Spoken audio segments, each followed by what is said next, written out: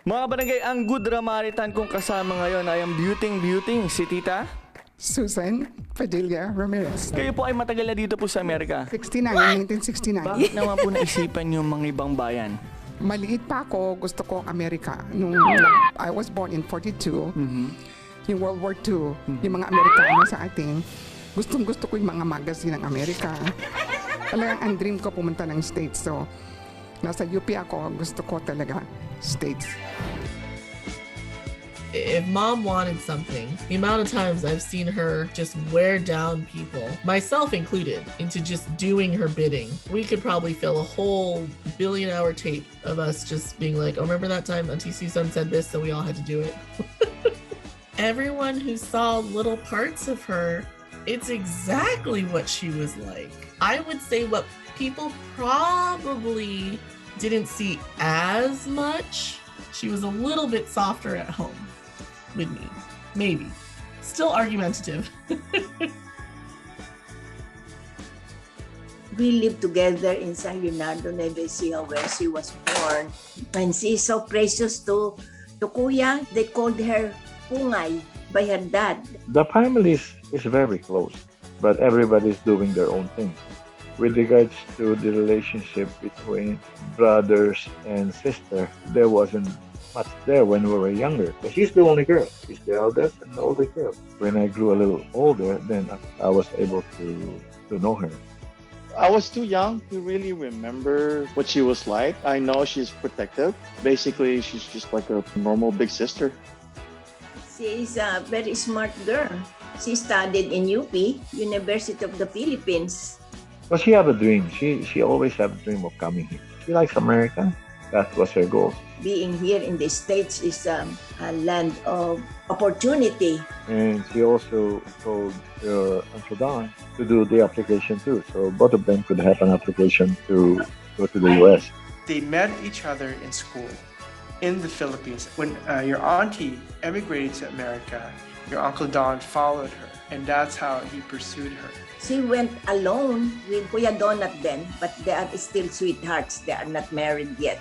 I was only 10 years old, so I could only see it at the child's eyes. She was playing hard to get, and she made your Uncle Don work for her. They lasted a long time.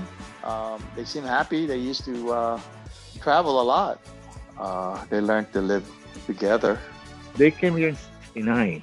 Our dad died in 70. The Auntie Susan says they might as well come over here and be a tourist. So my mom, Bobbitt, and Dexter and Sheldon came over with her. What was it like coming here from the Philippines? It was a big change. It was cold, that's for sure. She brought us here and gave us this American life. She made it a point to make sure that we were comfortable. We owe her a lot, basically. They have a nice place in San Francisco. They are together. They are happy. They were excited to have Joseph.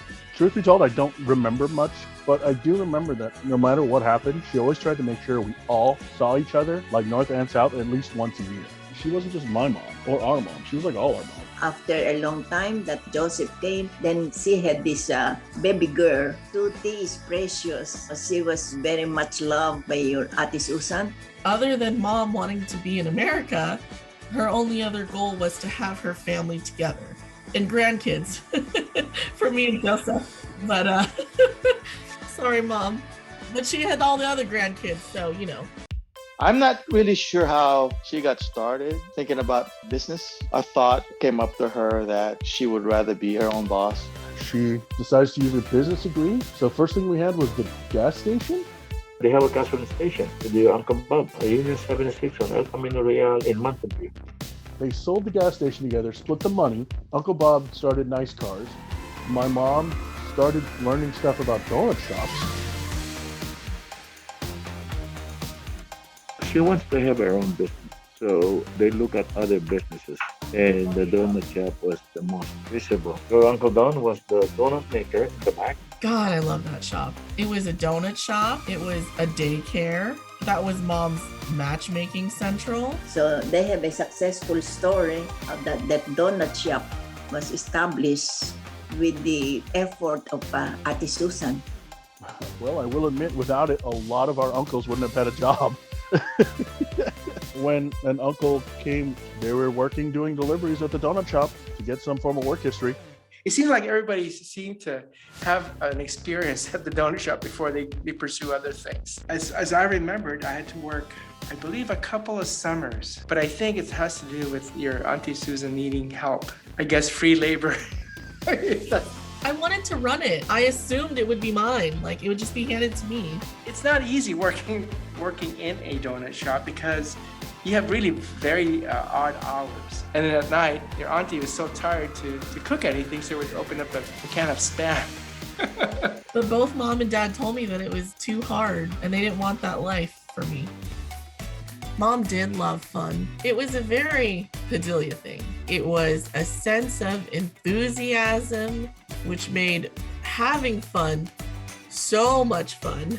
She's like the reason like a lot of us saw like concerts and plays and musicals and stuff like that. Obviously, she loved when everyone was together. It makes me think of all our trips to Tahoe.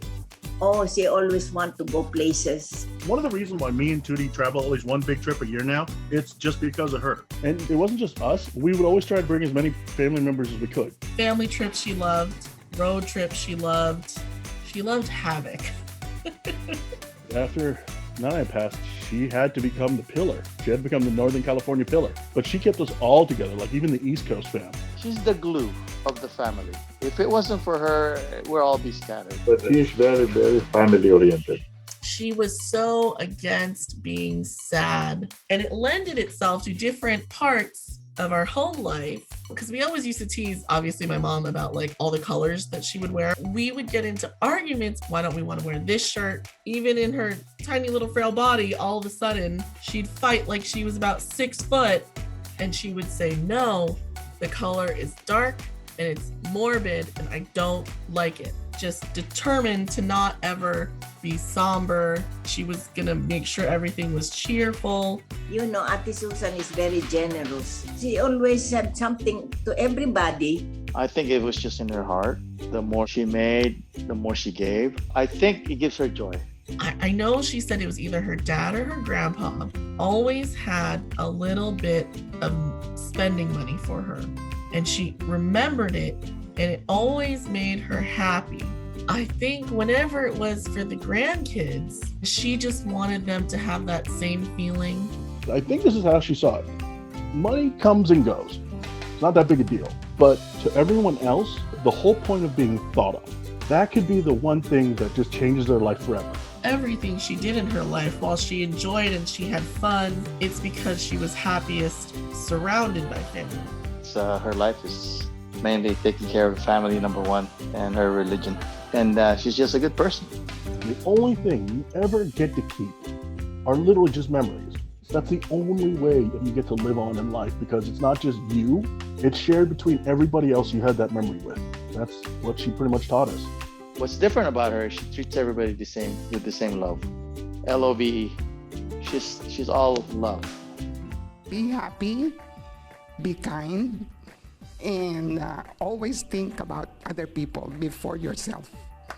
It's more meaningful and it's more satisfying.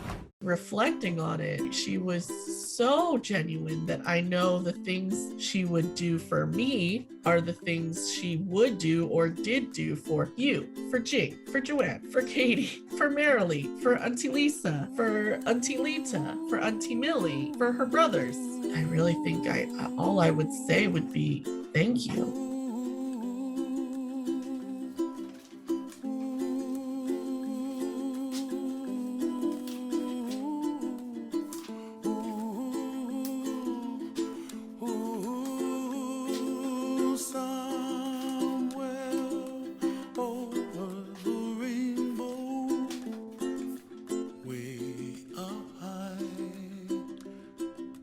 Thank you, Ate Susan.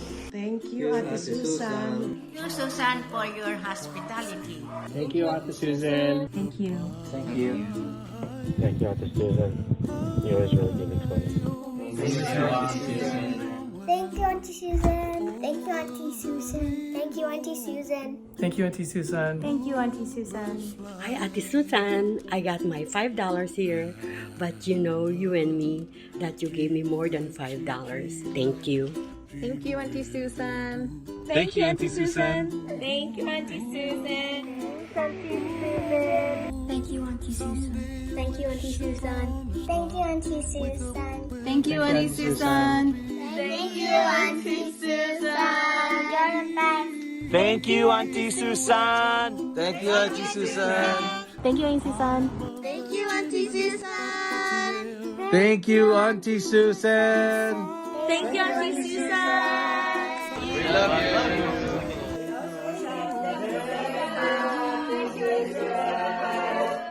She loves everybody. She is very generous and caring. The foundation she put up, she started it for us to have a better life. And the love that she shares, she does things to make everybody better. To me, she's a saint. She's my protector. That's how I would look at her. And it doesn't matter how old I get, but that's how I always think of her.